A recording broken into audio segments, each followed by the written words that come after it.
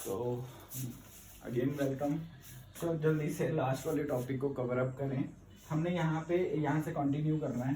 ठीक है, types of strategy की बात करें तो हमारे पास कॉर्पोरेट और ग्रैंड स्ट्रैटेजी है, बिजनेस लेवल स्ट्रैटेजी है, फंक्शनल लेवल स्ट्रैटेजी है।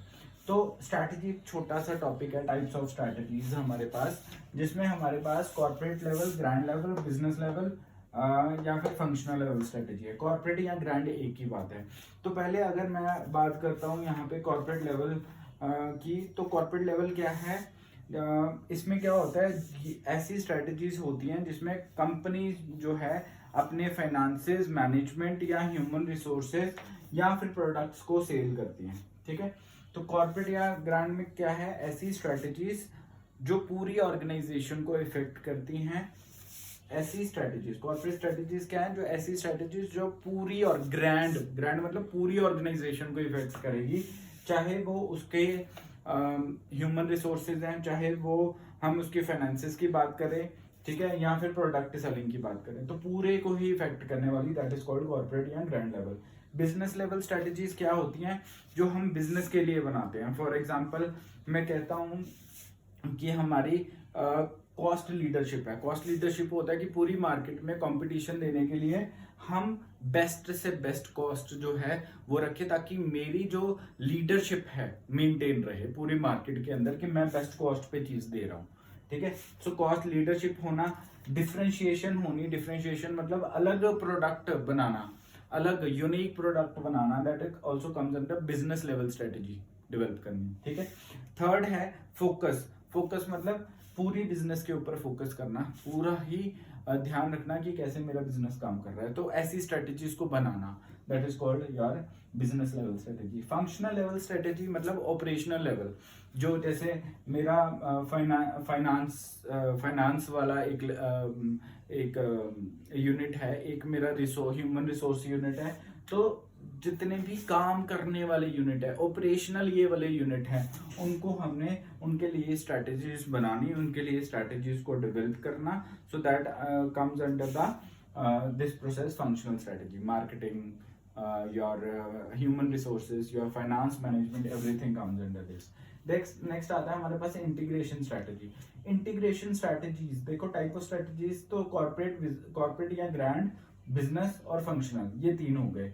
देन इंटीग्रेशन स्ट्रैटेजी हमारे पास उसकी टाइप्स होती है इंटीग्रेशन स्ट्रैटेजी की, forward integration, backward integration, horizontal और वर्टिकल इंटीग्रेशन। पहले फॉरवर्ड इंटीग्रेशन की बात करें तो फॉरवर्ड इंटीग्रेशन क्या होती है, जब कोई बहुत बड़ी कंपनी नीचे वाले स्टेप पे आ जाए। जैसे मैं प्रोडक्शन करता हूँ, मैं कोई शर्ट मैन्युफैक्चर करता हूँ, है ना। अब मेरा काम क्या है, मैन्युफैक्चरिंग करनी, लेकिन मैंने रिटेल करनी शुरू कर दी, तो वो नीचे वाले लेवल का काम है। तो मैं ऊपर से नीचे आ गया, ठीक है, ऊपर से नीचे आ गया मतलब फॉरवर्ड इंटीग्रेशन हुई, है ना, आगे को आया मैं। ठीक है, ये जो पहले फॉरवर्ड और बैकवर्ड है ना, इनको हम वर्टिकल इंटीग्रेशन भी बोलेंगे। ठीक है, इसको क्या बोलेंगे, वर्टिकल इंटीग्रेशन। बैकवर्ड इंटीग्रेशन क्या होती है, मेरा रिटेलर का स्टोर है, ठीक है, मैं कपड़े बेचता हूँ, लेकिन मैं अब फैब्रिक मैन्युफैक्चर करने लग पड़ा उसके साथ साथ में। ठीक है, तो दैट कम्स बैकवर्ड। मैं थोड़ा सा पोजीशन ऊपर आ गया, पीछे को आ गया, जहां से चीज शुरू होती है। ठीक है, जहां को चीज जाती है that is called forward. Backward मतलब पीछे, जहां से बिल्कुल इनिशियल स्टेप पे आ गया, that is called backward integration. दोनों क्या है, vertical type of integration. Then आता है मेरे पास horizontal integration. So horizontal integration क्या होता है मेरे पास, हॉरिजॉन्टल होता है जब हम दो कंपनीज की बात करते हैं,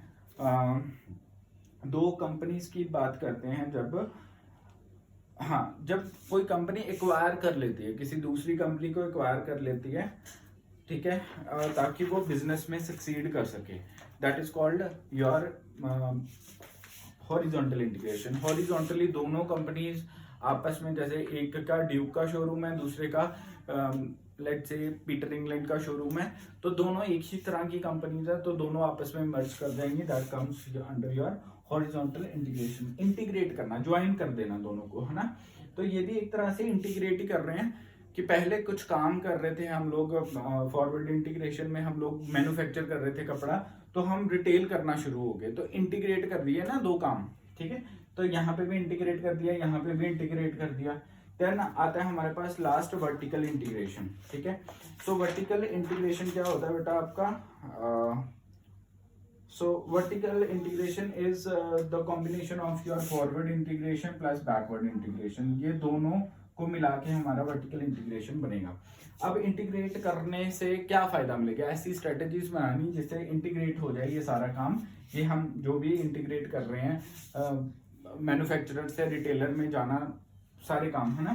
तो क्या बेनिफिट मिलेगा, एक तो सप्लाई चेन अच्छी हो जाएगी, अगर मैं ही मैन्युफैक्चर कर रहा हूँ, मैं ही आगे रिटेल करना शुरू हो गया हूँ, तो बीच में तो कोई गैप नहीं रहा ना, तो ज्यादा बेटर हो जाएगा।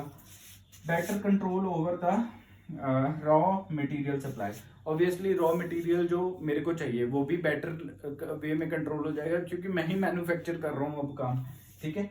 सो नेक्स्ट आता है स्ट्रेंथनिंग मार्केट और डिस्ट्रीब्यूशन। ऑब्वियसली बहुत बढ़िया वे से मैं मार्केट में डिलीवर कर पाऊंगा अपना प्रोडक्ट, जब काम ही सारे मैं कर रहा हूँ, इंटीग्रेट कर रहा हूँ, सारे कामों को ज्वाइन करके मैं खुद का वेंचर चला रहा हूँ, ठीक है। तो ऑब्वियसली मार्केट और डिस्ट्रीब्यूशन ज्यादा बढ़िया से हो पाएगी मेरी।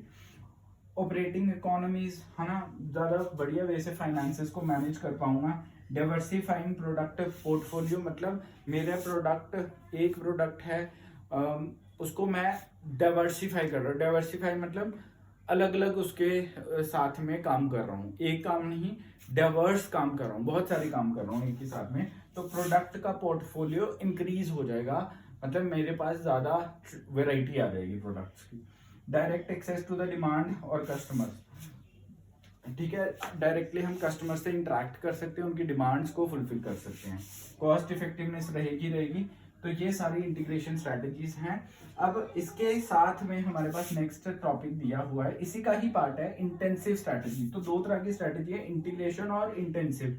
इंटेंसिव होता है जहां पे मुझे ज्यादा एफर्ट करना पड़ता है, तो ज्यादा एफर्ट्स करना ताकि मैं परफॉर्मेंस ऑफ एग्जिस्टिंग प्रोडक्ट्स, जो एग्जिस्टिंग प्रोडक्ट की परफॉर्मेंस है उसको इंक्रीज कर सकूं, उसके लिए मैं बहुत ज्यादा इंटेंस एफर्ट कर रहा हूँ, बहुत ज्यादा एफर्ट्स कर रहा हूँ, तो that is called intensive strategies. अब इसमें आता है product development in existing market, new product development आ गया, मार्केट टेस्टिंग आ गया, new product development and innovation आ गया, market develop for existing product. देखो product develop in existing market, पहले से ही मेरी अच्छा ब्रांड चल रहा है, तो उसी पे मैंने एक नया प्रोडक्ट लॉन्च कर दिया, ठीक है, तो उससे मेरी मार्केट तो ऑलरेडी बहुत बढ़िया थी, तो ऑलरेडी मेरा ब्रांड नेम चल रहा था, उस पर मैंने एक और प्रोडक्ट लगा के उसी ब्रांड का लगा दिया। जैसे हम करते हैं लॉरियल का कोई प्रोडक्ट है ऑलरेडी, अच्छा प्रोडक्ट चल रहा है, तो मैंने एक और लॉरियल का प्रोडक्ट लगा दिया और इसमें बोला इसमें एलोवेरा भी है, प्लस एलोवेरा कर दिया,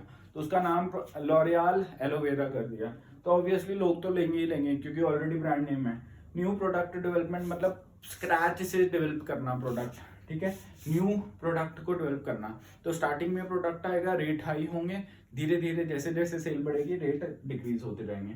मार्केट टेस्टिंग में क्या होता है, हम प्रोडक्ट को पहले उतारते हैं, कस्टमर का रिव्यू लेते हैं, फीडबैक लेते हैं, और फिर हम जो है प्रॉपर उसका जो सेटअप करेंगे, है ना, फिर हम उसके ऊपर जो है प्रॉपर उसको जो है मार्केट में लेके आएंगे। तो पहले उसकी टेस्टिंग करनी है, लोगों को दिखाना है कि ये मेरा प्रोडक्ट है भाई, ये सॉर्ट ऑफ आप ये बोल सकते हो डेमो देने हैं पहले लोगों को कि आप यूज करके देखो कैसा लग रहा है आपको, ठीक है।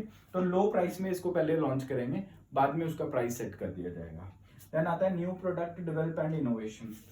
जैसे मैंने आपको बताया था, इनोवेशन जहां पे वर्ड आ जाता है वहां पे आपने R&D लिखना है। R&D का क्या मतलब है, रिसर्च एंड डेवलपमेंट करके हमने न्यू प्रोडक्ट को डेवलप करना है।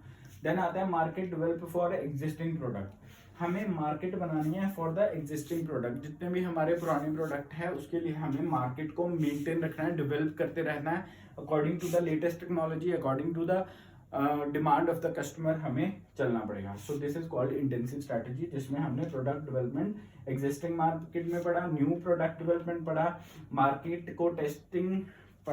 टेस्टिंग पढ़ा, then new product development and innovation पढ़ा, and market develop for existing product पढ़ा। So that's it for the types of strategies we have in internal environment analysis chapter. So thank you so much.